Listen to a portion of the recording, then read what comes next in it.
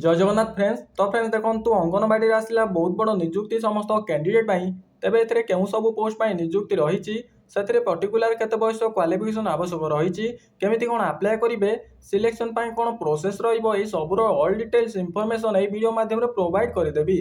जदि एथिरे अप्लाई करने को इंटरेस्ट रखुंट वीडियो संपूर्ण देखि नियंतु। वीडियोटी जदि आपको इनफॉर्मेटिव लगे तेज गोटे लाइक करेंगे, चैनल को नुआ कर आसते निहाती भाव में सब्सक्राइब कर बेल नोटिफिकेशन ऑल बटन रे सेट करेंगे।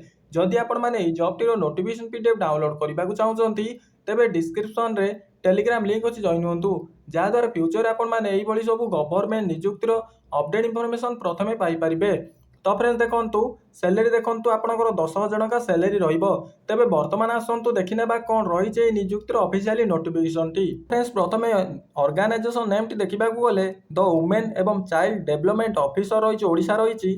टाइप ऑफ जॉब टी permanent category Odisha government job टी नेम ऑफ द पोस्ट देखो अंगनवाड़ी वर्कर पोस्ट रोची। मोड ऑफ एप्लिकेशन देखो ऑनलाइन माध्यम आवेदन करेंगे।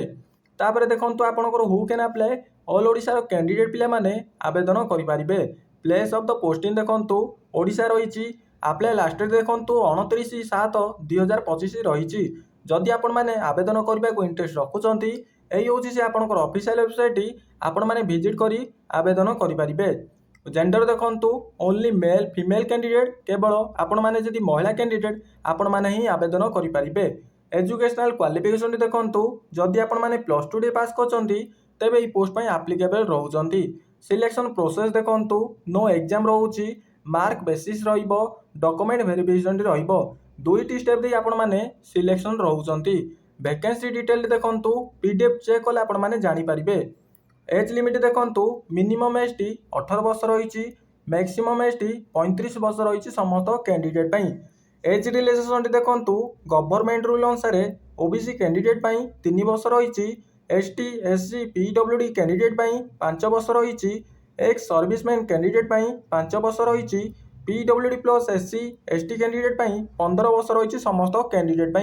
इंपोर्टाट डेट देखो अप्लाई स्टार्ट डेट टी 15 जुलाई 2025 रही। अप्लाई लास्ट डेट टी 29 जुलाई 2025 रही समस्त कैंडिडेट। ऑल कैंडिडेट पिले माने फ्री रे आवेदन करेंगे, समस्ते मागणार आवेदन करेंगे। कौन कौन सब डॉक्यूमेंट दरकार हो देखो all educational qualification certificate, marksheet दरकार रहिबो, caste certificate, residence certificate, valid email ID mobile number दरकार रहिबो, recent colour passport size photo दरकार रहिबो, one ID proof, Aadhaar card, voter card, PAN card दरकार रहिबो, स्कानड सिग्नेचर दरकार रहिबो समस्त कैंडिडेट।